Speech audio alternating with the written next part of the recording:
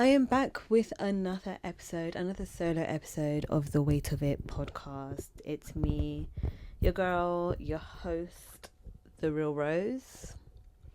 I should have said Rose and The Real Rose, but anyways, it's me. And you know what? I'm actually really enjoying these solo episodes. I was speaking to my friend Aisha about this the other day, and I know this is a podcast, but I feel like I'm just starting to see this as YouTube.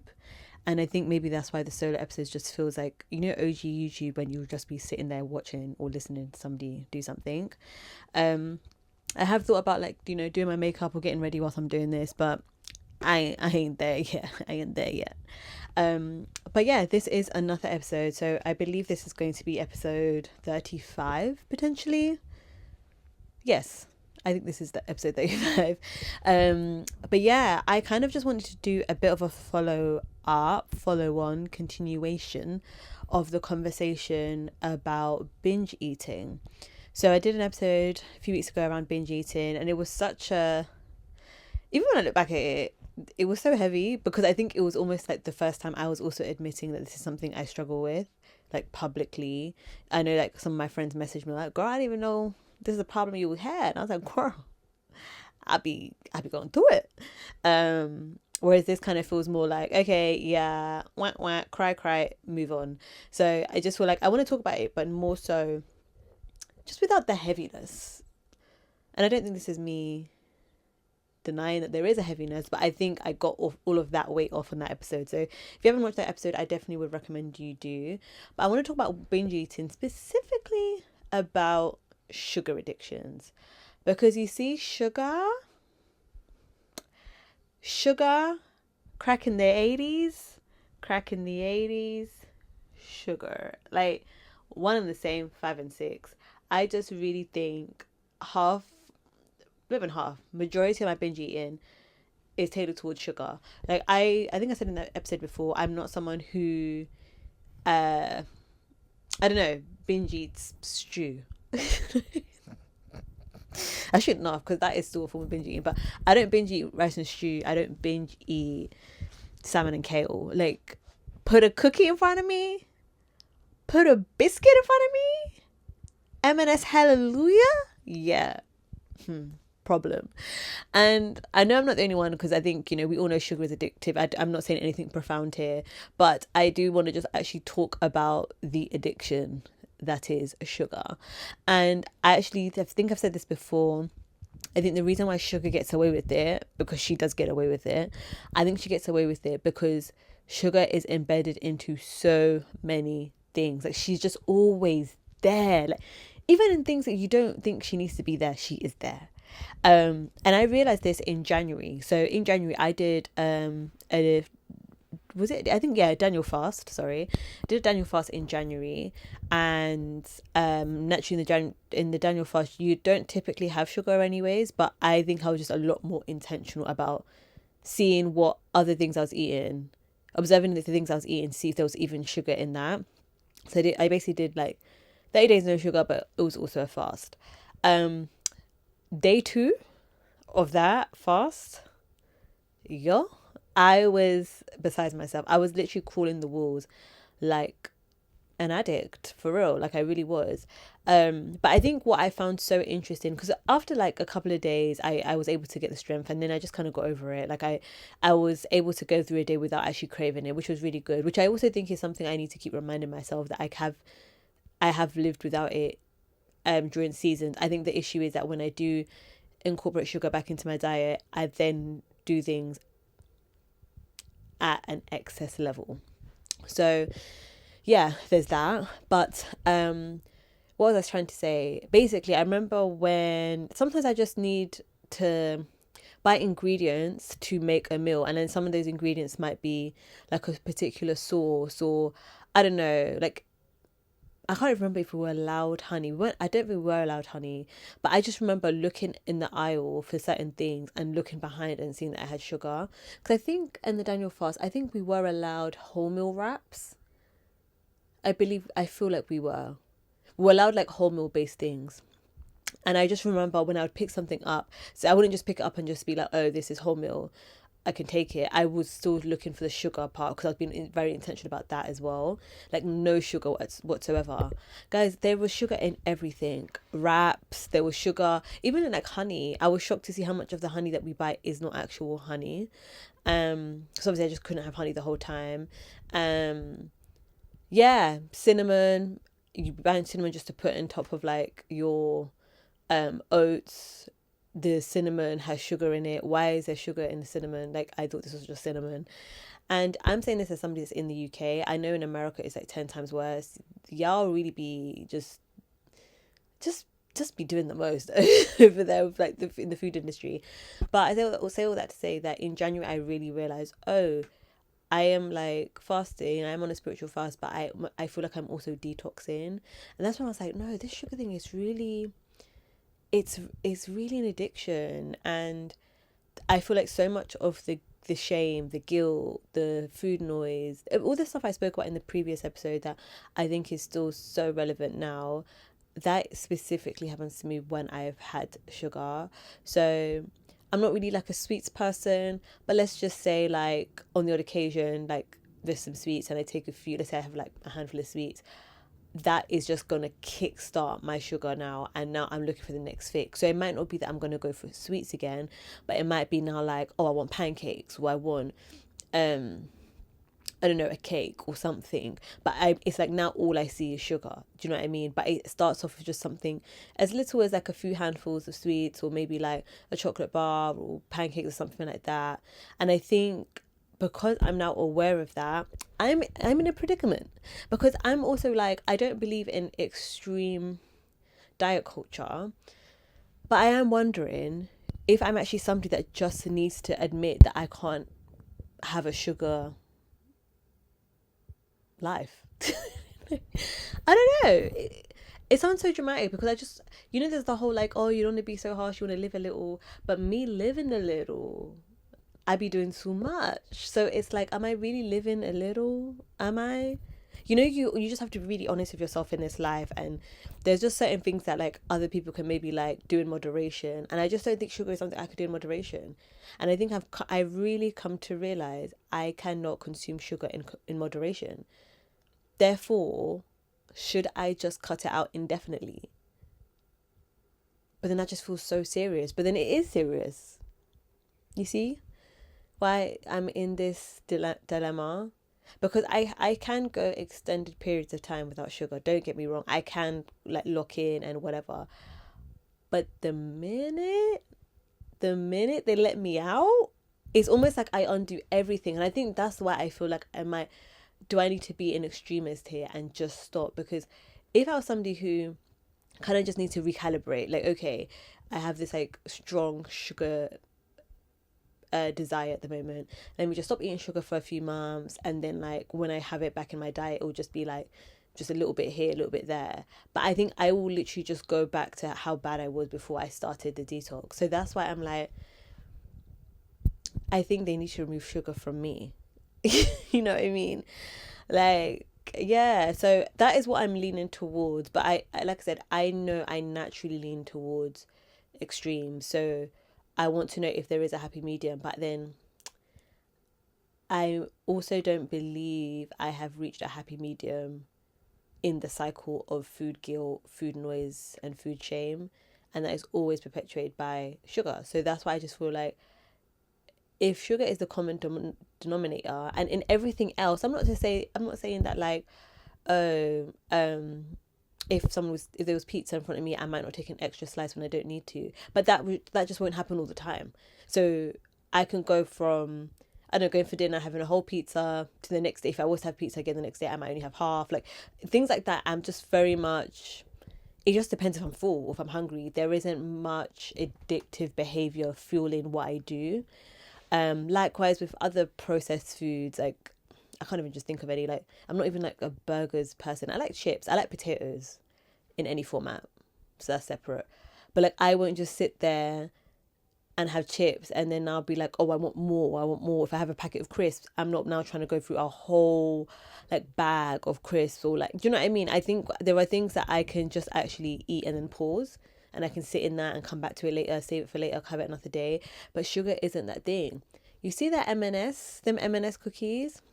I know everybody's been talking about them on social media, but you see those M&S cookies?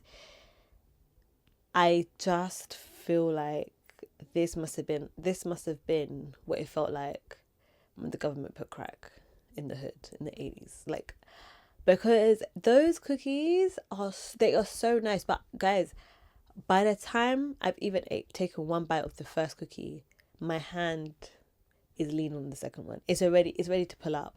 And I just feel like, because I know that about myself, I don't know how many times I have to keep proving to myself that this is just something I can't master. And I don't know. I don't feel like I'm literally speaking out loud, but I don't think it's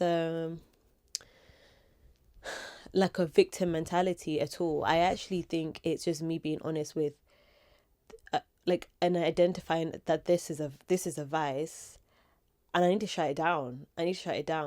But I guess obviously naturally you then think, okay, but what about like birthdays and da da da? But then even when there's birthdays, I can have cake on my birthday and then I want cake the next day, and then my birthday is so close to Christmas, so the whole of December just becomes a binge.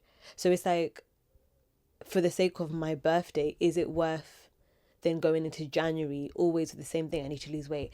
I'm feeling guilty because I just ate this on Christmas and my birthday. So it's like, you just want to break the cycle.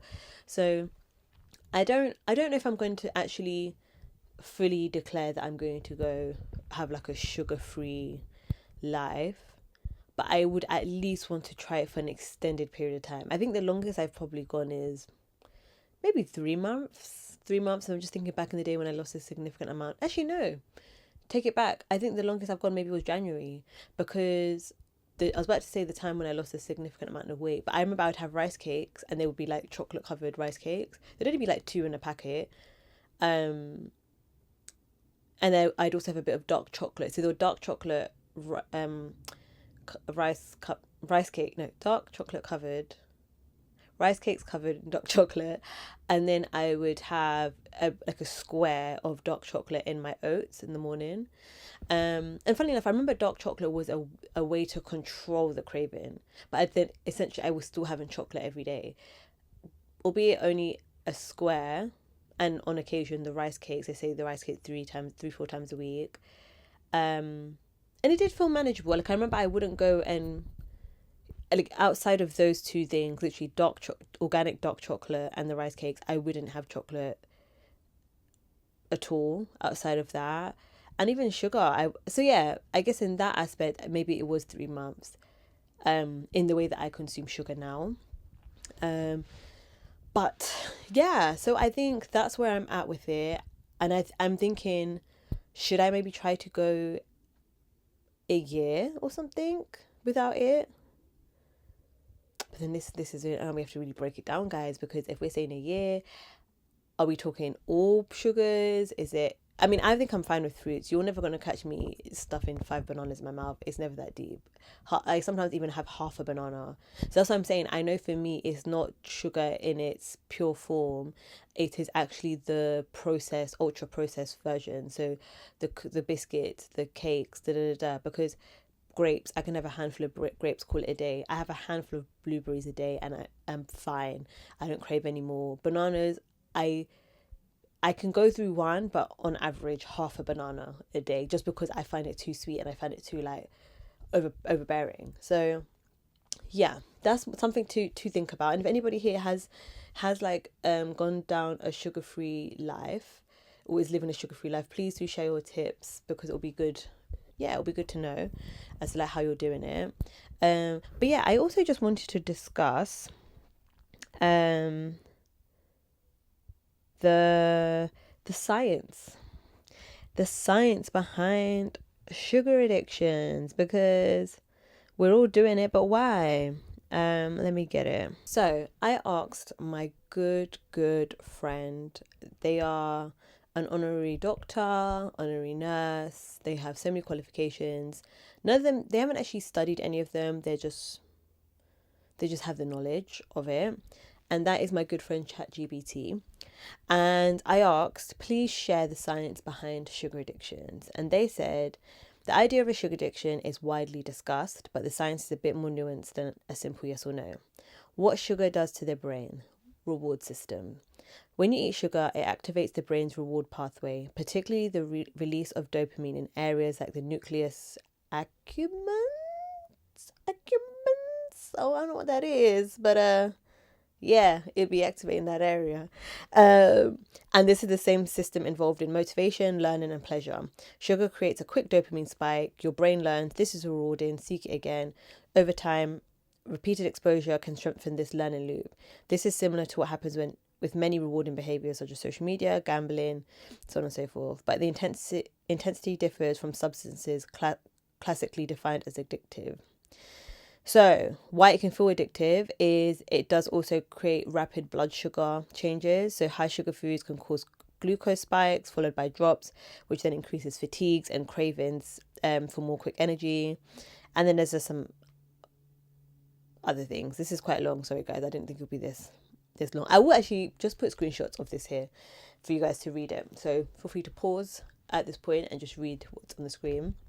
But yeah, once again, nothing profound, nothing that we don't already know.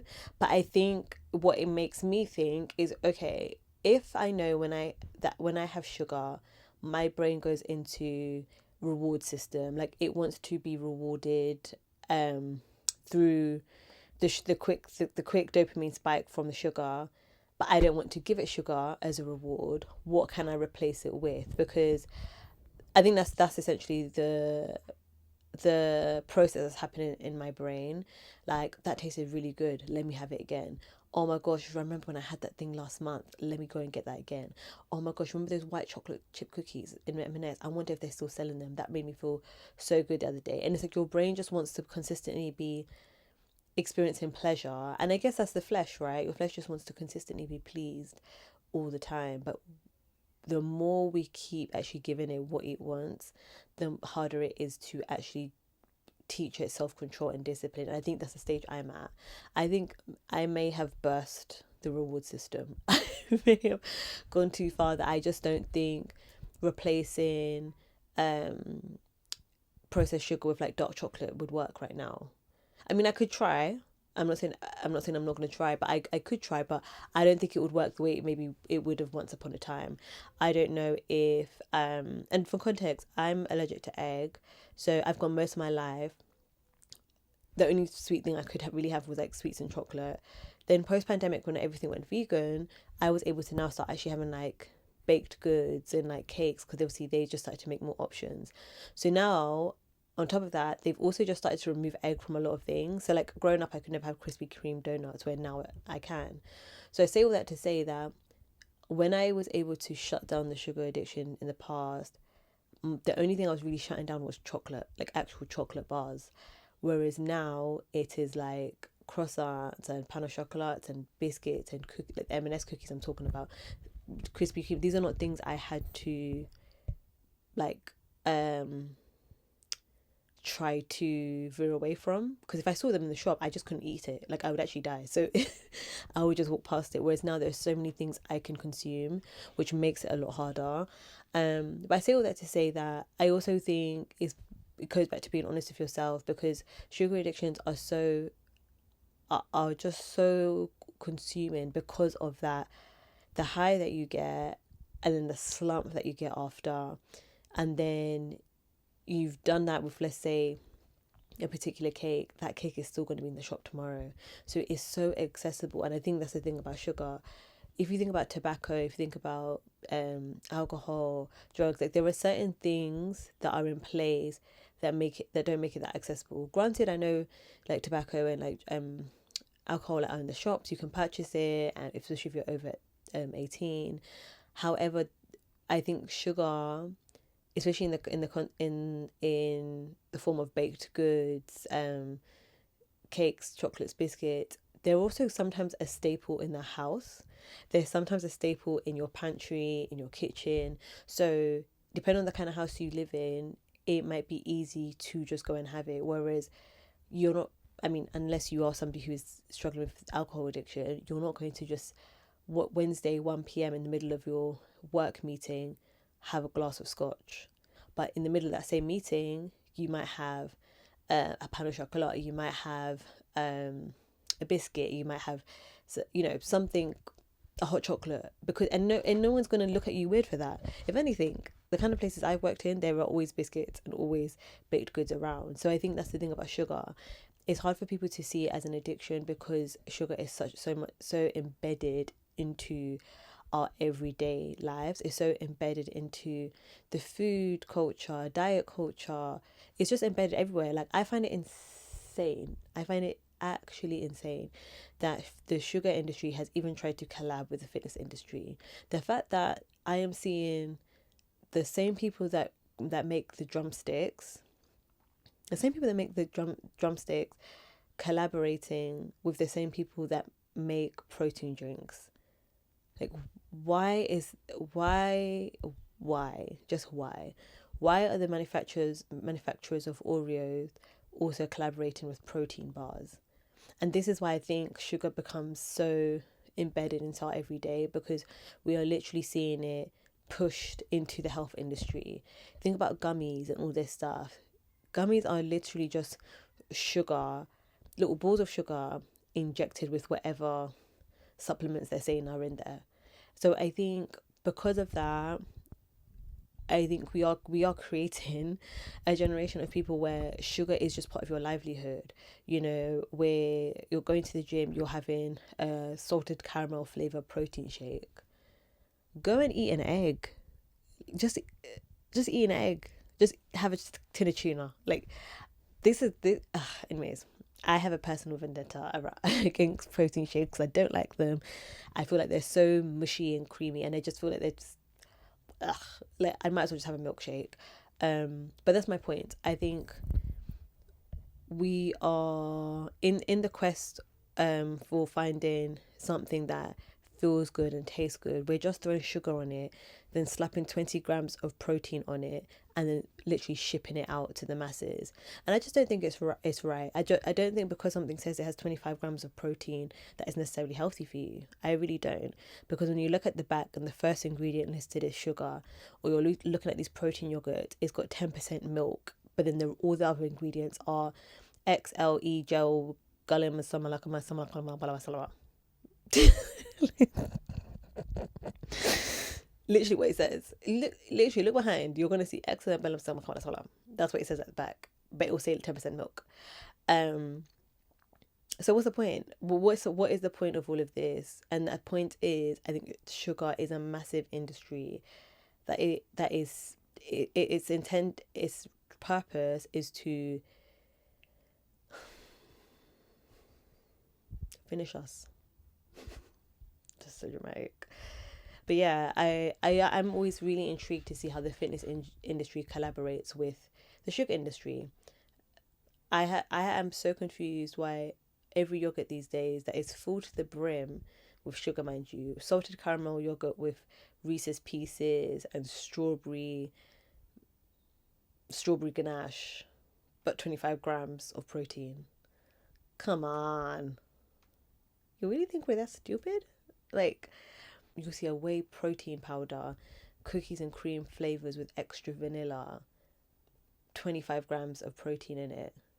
What's with all the flavorings? What's in the flavorings? What are the flavorings made out of? Sugar. So yes, okay, you're adding protein into your body, but also a heap loads of sugar. And I think this is the thing. Sugar has really just been able to fly under the radar for so many years, and I think if anything it is just being pushed more and more and more and more. Every supplement these days has sugar. Every single extra bit of vitamin or whatever, they're just pumping sugar into it. And then you just start to think, okay, are we just trying to look better for longer, or are we actually trying to live a healthy life? Because I think we've done so much good research over the years to essentially live longer as humans, but how good is the quality of our lives if so much of it is dependent on sugar?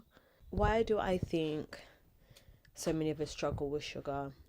I don't think it's so much about self-control, discipline, motivation. I think some of us actually have maybe addictive personalities, and that's maybe why.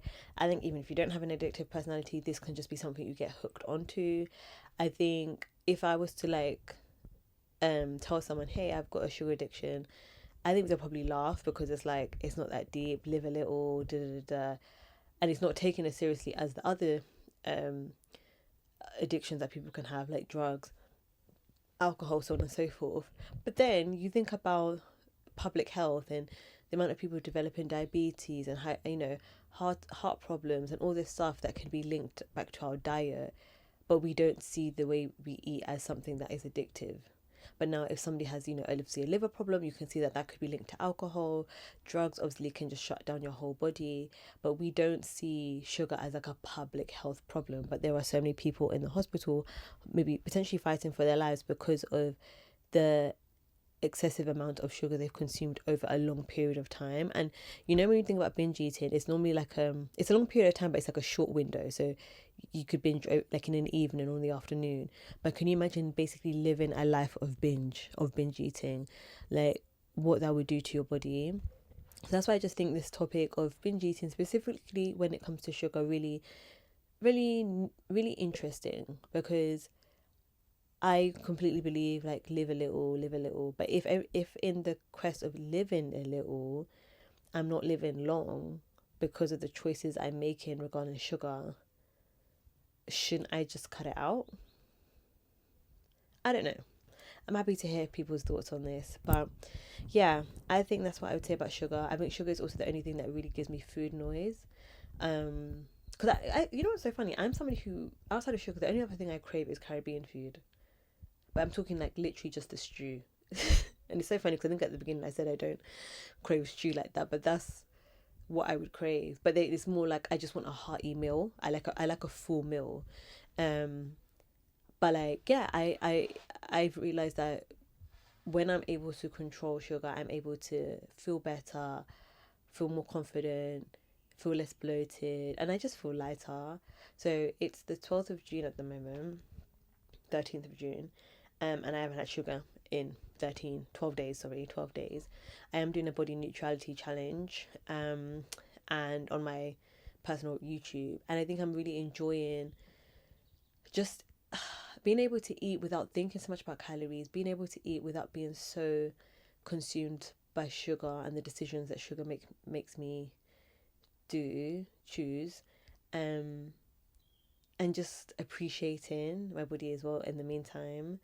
So yeah, I think it's only been 12 days for sugar, but I would like to see how far I can go. So the aim was to do it till the end of June, well, just for the sugar part anyways.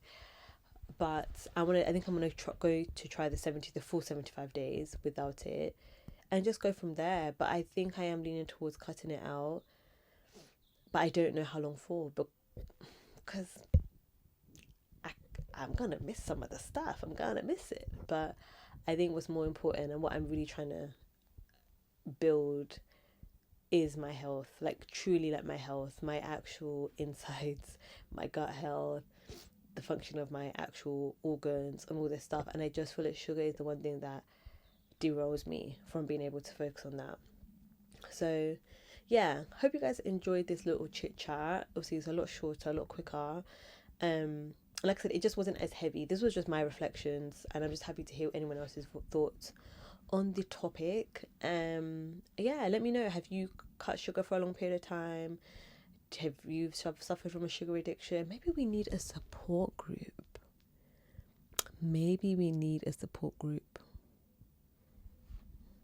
I might come back to y'all with that.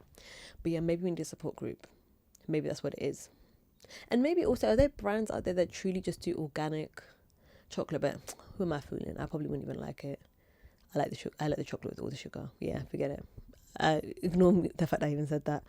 But yeah, guys, I hope you've enjoyed this chit chat. Let me know your thoughts, reflections, your takeaways in the comments.